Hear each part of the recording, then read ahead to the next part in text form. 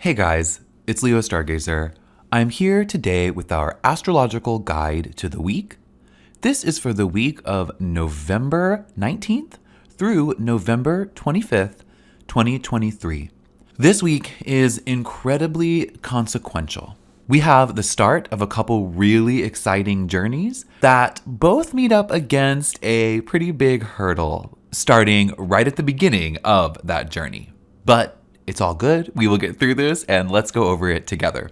So quickly, the astrology I'm focusing on this week is that the Sun and Mars both enter Sagittarius, and right after they enter Sagittarius, they both make a square to Saturn in Pisces. We also have the moon in the background, giving us some emotional steadiness as it grows towards next week's full moon. So this week, as the Sun and Mars move into Sagittarius and bump up against that square to Saturn, I want us to think about Mercury's square to Saturn a couple weeks ago. Whatever that meant for you, however that showed up for you, go ahead and multiply that by 10. This boundary clarification, this obstacle that these squares to Saturn will provide, will be potent but incredibly important and transformative. Whatever we learn from this obstacle and how we overcome it will help us over the next month by allowing us to learn the lessons we need to learn and then to look forward. We can, once we overcome this, look forward towards an optimistic new adventure, an adventure full of passion and full of vibrancy. All of that's waiting on the other side. We can do this and pursue this new adventure from a place of sustainability, a place of solid boundaries and balance if we take the lessons that we learn from these squares and combine them with a powerful intention. Our journey continues this week with a pretty big hurdle to overcome. But if we do, and we stay centered, and we learn the lessons we need to learn, what follows is immense and gorgeous promise for the future. So with all of that said, and in anticipation of a pretty intense week, let's go into a little bit more detail. So like I said, the first thing that happens this week, and not right at the beginning of the week, but the first major thing is that we have a first quarter moon in Aquarius. A little bit later, we have a waxing gibbous moon. So obviously the moon is growing. Our new moon intentions that we set last week are starting to come to fruition. We're starting to at least take steps and see how things are turning out. I want us at the beginning of the week to really focus on the moon as much as we can, focus on that emotional stability, the emotional stability provided by Luna. Let's really try to engage with that by checking our goals, making sure that they're growing appropriately, making sure that we feel well-resourced. Because as the moon is growing, we have the Sun and Mars moving into Sagittarius. So this is really exciting. The Sun and Mars both entering Sagittarius brings a sense of action, a sense of optimism, a sense of potentially even idealism to the goals that we've been working on while the Sun and Mars were in Scorpio. We went through some pretty intense stuff during those transits, and we just got off of a pretty consequential new moon. We just got off of a Mars cazimi where the Sun and Mars were conjunct. So they're entering Sagittarius promises to be fiery, optimistic, and vibrant. The only thing is, like I mentioned at the beginning, is that we will come up against this square to Saturn in Pisces. The square to Saturn in Pisces is really, really, really, really consequential for the Sun and for Mars. A square to Saturn is intense for both of those planets. And like I said at the beginning as well, think about when Mercury squared Saturn as soon as it entered Sagittarius. Mercury has since made a sextile to Venus and is in a lot better territory right now, and the Sun and Mars will get there. But coming up against this square to Saturn is a really huge learning opportunity for us and for our journeys with both of these planets. As soon as we learn those lessons, though, the sun will continue to transit Sagittarius and we'll have a much more typical Sagittarius season. Not that there won't be other things coming up, but all in all, the sun will have its proper place in Sagittarius. Mars will as well, and we can then engage with all of these beautiful Sagittarius archetypes. Idealism, optimism, adventure, looking forward, momentum. All of these things, we can really engage with them in a lot more active way after we get through this square. The square is going to be intense. The Sun square Saturn might get in the way of your identity. It may make you feel a little bit overburdened. It may make you feel lonely. It may make you feel too constrained. That's going to be tough.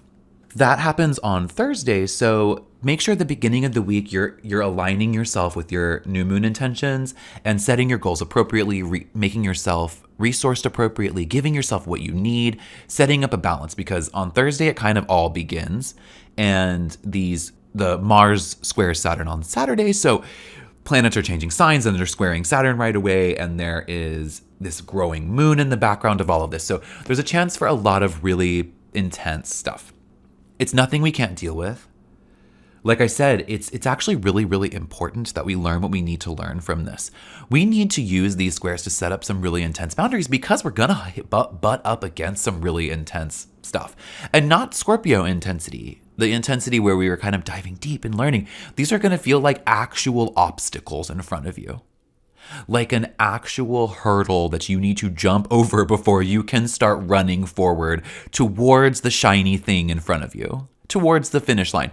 We won't reach a finish line in Sagittarius season. That's not what Sagittarius is about, but that's okay because we will learn what we need to learn at the beginning and then be able to just move and adventure onward. Saturn's going to teach us some really important lessons. Like I said earlier too, remember Mercury, remember what that square meant for you, because there's going to be similar themes, I think, involved in that. However Saturn showed up for Mercury is probably similar to how Saturn's going to show up for the Sun and for Mars, just on a much more intense level, I think. Squares from Mars to Saturn, squares between Saturn and Mars are difficult and challenging and tough. So Saturday is going to be a day for us where we need to do every single thing we can before Saturday, certainly, but also on Saturday to just stay calm, not make decisions if we don't have to, not rush into anything, not make any rash decisions or jump into a fight or an argument. We need to just stay calm, not isolated though. I think isolating ourselves is going to make all of this way too hard. And I don't think we're going to learn the lessons we need to learn if we just stay isolated. Especially when the Sun makes that square to Saturn. I think that reaching out and engaging and pursuing pleasure is going to be really important. But make sure that you are staying balanced too. So it kind of looks like the way I'm thinking about it and the way I'll try to engage with this is start the day out with a meditation. Start by centering yourself. If you keep a planner or an agenda, make your to-do lists at the beginning of the day, and then just follow them as best you can. But don't overburden yourself. Minimal goals, minimal tasks. Alone time is fine, but try to balance it with social time as well. But no decision-making, no fighting, and no engaging in old trauma or old conflict. This is not the time to open up new wounds. This is not the time to dive deep. We need to let the astrology happen the way the astrology is going to happen, and we need to react to it by staying calm and trusting the lessons that we learn from these boundaries. From the boundaries we're probably going to have to set. Also the lessons learned from how we stay stable.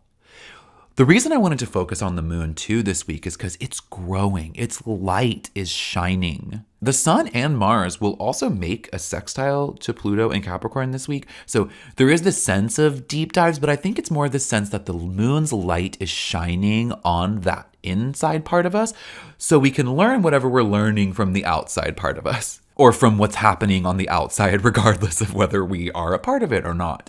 I really want the moon as it grows to help us analyze our intentions, analyze how our intentions are manifesting, how we have action in that, but also how that process happens naturally. How the goals that we set and the reason we set them, the intentions we did, the clarity we got from last week's Cazimi, all of that stuff is growing this week. So our goals are growing with the lunar cycle on their own so that we can stay centered as all these big changes and big squares and obstacles occur. Trust the consistency of the moon. Trust the light and momentum of the lunar cycle. Trust your intentions that you set. If you didn't set them last week, set them at the beginning of this week. And then just let it happen. Next week, maybe we can make some decisions. Next week, maybe things can move forward in a different way. If we learn the lessons we need to learn this week, then I think at least for the next month, we can really vibe with Sagittarius and in Sagittarius season. But let's learn what we need to learn this week. Let's stay strong. Let's stay centered. Let's stay balanced. Let's learn about boundaries, and then let's activate those boundaries, and let's put fun and pleasure and relaxation into as much as we can. And let's also do all of this together. Meditate, be at internal peace, and then have some outward fun. The astrology is not promising a ton of fun this week, but we have agency. And what the astrology is calling for is a need for balance. So pleasure and calm are as important as the lessons we learn. And in fact, they may be the essential keys to how we create sustainable, forward-looking growth and are able to go on these new adventures. The new adventures that we are promised in this next season can only happen and can only be sustainable and long-lasting and eventually bear fruit if we learn what we need to learn this week. Let's do it. Know that we're together. Stay together. Above all, though, just stay calm. Stay chill this week. Whatever you do, breathe and relax. I'll see you next week.